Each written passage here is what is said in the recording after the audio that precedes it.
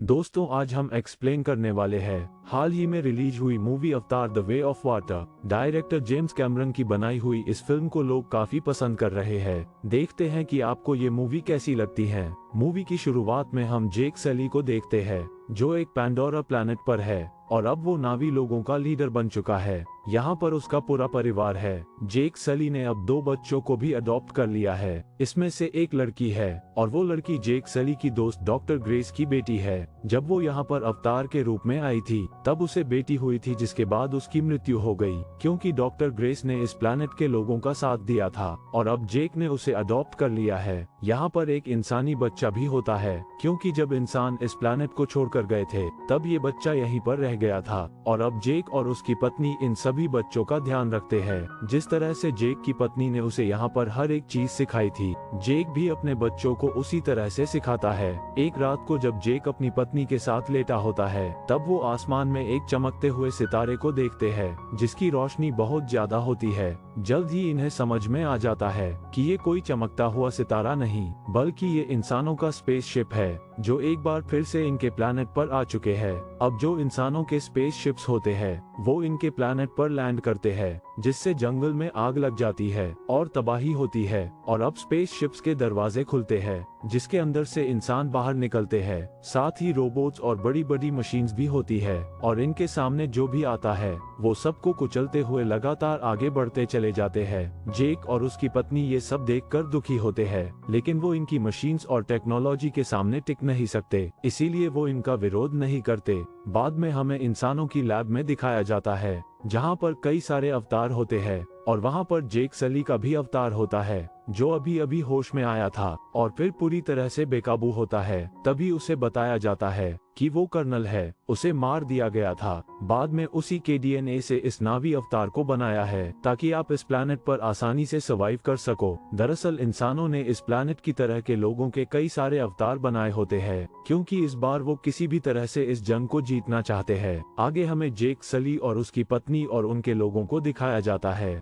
जो इंसानों की एक ट्रेन को तबाह कर देते हैं जिसमें कई सारे हथियार रखे हुए थे और इंसानों के लिए खाना रखा हुआ था। जेक अपने साथियों के साथ उनके हथियारों पर कब्जा कर लेता है और जब ये बात कर्नल को पता चलती है तो वो कहता है कि अब हमें जेक को खत्म करना होगा। वो इस ग्रह के लोगों का लीडर है, उसी के कहने पर यहाँ सब कुछ होता है और तभी वहाँ पर कर्नल की भी एक सीनियर ऑफिसर आ जाती है। वो कर्नल को बताती है कि जब भी हम अपने फ्लाइंग ऑब्जेक्ट्स को इन जंगलों में भेज दे तो जो उड़ने वाले क्रिएचर्स है वो उनके ऊपर हमला करके उन्हें तबाह कर देंगे। ये सुनने के बाद कर्नल तय करता है कि वो अपने साथियों के साथ जंगल में पैदल ही आगे बढ़ेगा और जब वो अपने साथियों के साथ जंगल में आ रहे थे तो वहाँ पर जेक के बच्चे उन्हें देख लेते हैं और वो अपने पिता को इन्फॉर्म करते हैं। लेकिन अब इंसान उनके सामने आते हैं पर इससे पहले कि वो उन्हें आहत कर दे, यहाँ पर जेक सली की पत्नी आ जाती है और उनके ऊपर हमला करती है। हालांकि वो उनके बच्चों को बचा लेती है, लेकिन कर्नल और उसके साथी उनके उस बच्चे को उठा ले जाती है जो एक इंसानी बच्चा था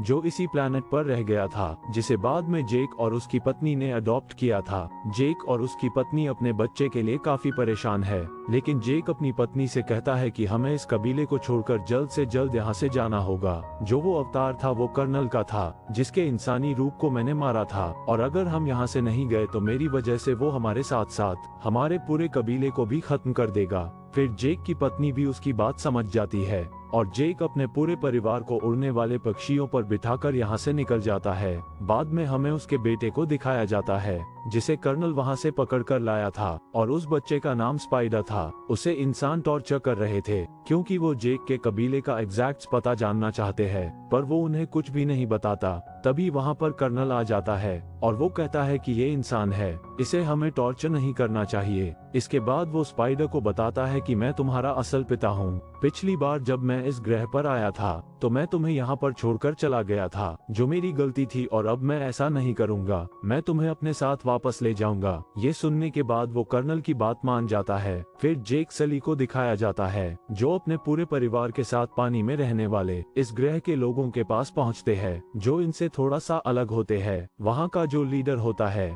वो जेक से कहता है कि तुम यहाँ पर नहीं रह सकते क्योंकि तुम्हारा और हमारा रहन सहन अलग है। हम पानी में रहने वाले हैं और तुम लोग जंगल में। जेक सली उस लीडर को समझाता है कि इस वक्त मुझे तुम्हारी जरूरत है, मेरे परिवार की जान खतरे में है, हमें यहाँ पर कुछ दिन रहने की इजाजत दे दी जाए। और उसके बाद जेक और उनके लोगों को वहाँ रहने की इजाजत मिल जाती है, लेकिन इन्हें पानी में रहना नहीं आता और यहाँ के लोग भी इन्हें पसंद नहीं करते। अगली सुबह दिखाया जाता है वहाँ पर जेक की बेटी को यहाँ के बच्चे परेशान कर रहे थे और तभी वहाँ जेक के दोनों बेटे आ जाते हैं और उन परेशान करने वाले बच्चों को बुरी तरह से मारते हैं। उसके बाद जेक वहाँ पर आता है और वो अपने बेटे को डांटता है कि तुम्हें उन बच्चों के साथ लड़ाई झगड़ा नहीं करना चाहिए था, वो यहाँ के लीडर का बेटा है, इसलिए अब तुम्हें उससे माफी मांगनी होगी। जेक का बेटा ना चाहते हुए भी उसके पास जाता है और उससे माफी मांगता है। फिर लीडर का बेटा कहता है कि वो उसे एक खास जगह दिखाएगा और वो जेक के बेटे को पानी की गहराइयों में ले जाता है जहाँ पर एक बहुत ही खतरनाक मॉन्स्टर रहता था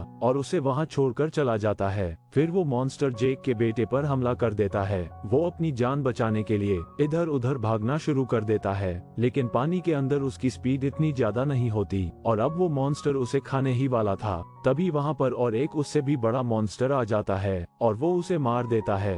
जेक के बेटे की पानी में रहने की वजह से सांस रुकना शुरू होती है, इस वजह से वो बेहोश हो जाता है और जब उसे होश आता है तब वो पानी के ऊपर था और उसी बड़े मॉन्स्टर ने उसे बचाया था। उसने जेक के बेटे को अपनी पीठ पे बिठाया था। दरअसल वो मॉन्स्टर घायल था। जेक का बेटा देखता है कि उसके शरीर में बड़े बड़े हथियार डाल दिए गए थे जिनकी वजह से उसे तकलीफ हो रही थी। जेक का बेटा उन हथियारों को निकाल देता है। फिर उसके बाद मॉन्स्टर जेक के बेटे को किनारे पर छोड़कर पानी में वापस चला जाता है। इधर लीडर को पता चलता है कि उसी के बेटे ने जेक के बेटे को पानी में उस मॉन्स्टर के पास छोड़कर आया था, इसीलिए वो उसे सजा देना चाहता है और जेक का बेटा उसे बचाने के लिए झूठ बोल देता है कि ये मेरा आइडिया था, मैं ही गहरे पानी में जाना चाहता था। ये सुनने के बाद लीडर के बेटे को बहुत शर्मिंदगी महसूस हो रही थी कि वो उसे मरने के लिए छोड़ आया था। अब जेक का बेटा यहाँ के बच्चों का दोस्त बन जाता है और वो उनको बताता है कि पानी में उस बड़े मॉन्स्टर ने उसकी जान बचाई, लेकिन उस पर कोई भी विश्वास नहीं करता। जेक का बेटा फिर एक बार उस मॉन्स्टर के पास जाता है जहाँ पर वो उसके साथ और भी एंजॉय करता है। बाद में हमें कर्नल को दिखाया जाता है जो जेक को ढूंढ रहा है और वो उससे बदला लेना चाहता है, लेकिन उसे नहीं पता कि जेक अपने परिवार के साथ कहाँ चला गया। फिर कर्नल जेक के अडॉप्टेड बेटे स्पाइडर से यहाँ के कल्चर के बारे में बहुत कुछ सीख लेता है। उड़ने वाले पक्षी पर बैठकर फ्लाई कर सकता है,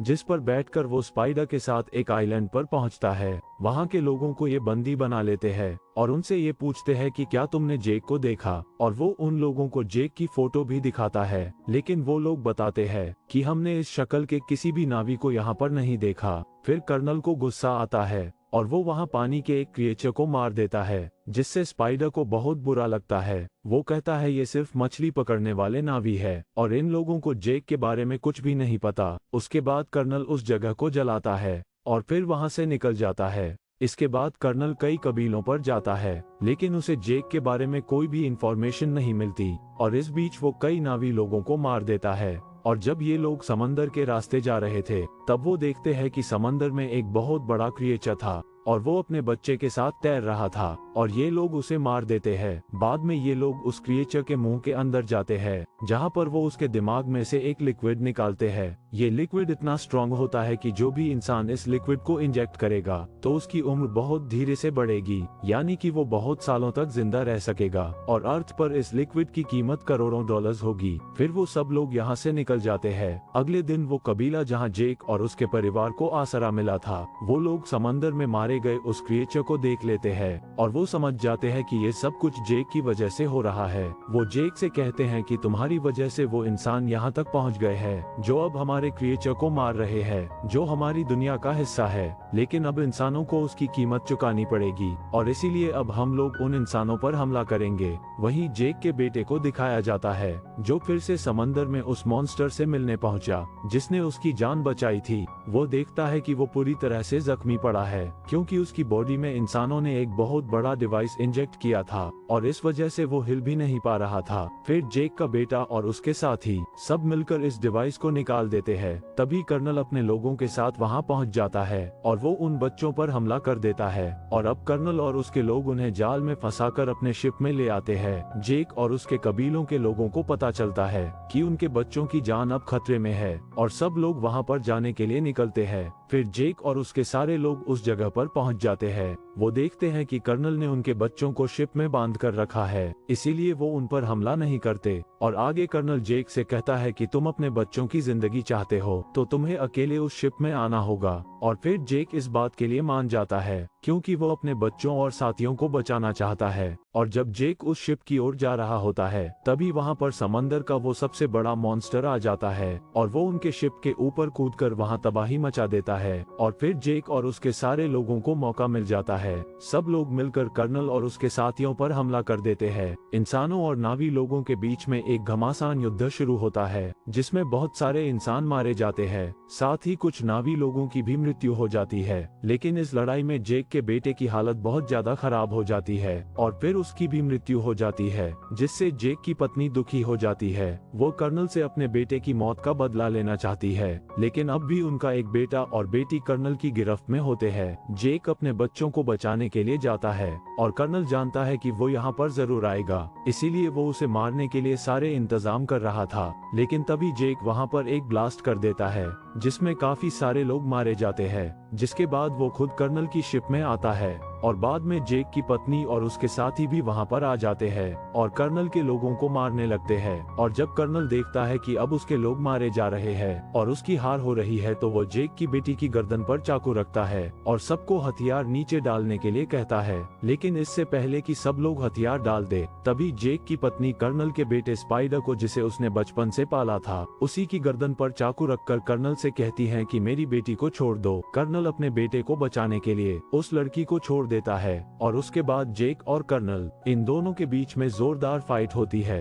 इस फाइट में जेक कर्नल को पानी में गिरा देता है और जब वो पानी में डूब रहा होता है तभी वहां स्पाइडर आकर उसे बचा लेता है और फिर उसे पानी से बाहर निकालता है। फिर कर्नल स्पाइडर को अपने साथ वापस चलने के लिए कहता है, लेकिन स्पाइडर उसके साथ जाने से मना कर देता है क्योंकि वो बहुत जालिम इंसान था और उसने कई क्रिएचर्स को मार दिया जो स्पाइडर कभी नहीं चाहता था। फिर वो पानी में कूद जाता है और एक बार फिर से जेक की फैमिली के पास चला आता है क्योंकि अब वो उन्हीं के साथ रहना चाहता है और जेक की फैमिली फिर से उसे एक्सेप्ट कर लेती है। जेक अब जंगल की दुनिया को छोड़कर पानी की दुनिया में आ चुका था। वो अपने बेटे को आखिरी विदाई देता है क्योंकि इस लड़ाई में उसकी मृत्यु हो चुकी थी। उसे पता है कि अब उसकी इंसानों के साथ बड़ी जंग होने वाली है जो इस प्लेनेट पर एक बार फिर से आकर यहाँ पर राज करना चाहते हैं। और इसी के साथ में ये मूवी यहीं पर खत्म हो जाती है। तो दोस्तों, ये थी अवतार द वे ऑफ वाटर इस मूवी की कहानी, जो साल 2009 में आई फिल्म अवतार का सीक्वल है और इस फिल्म का थर्ड पार्ट भी जल्द ही आ सकता है और उम्मीद करते हैं कि आपको यह मूवी पसंद आई होगी। बाकी आप लोग हमें बताना कि आपको ये फिल्म कैसी लगी। तो अब हम मिलते हैं अगली वीडियो के साथ।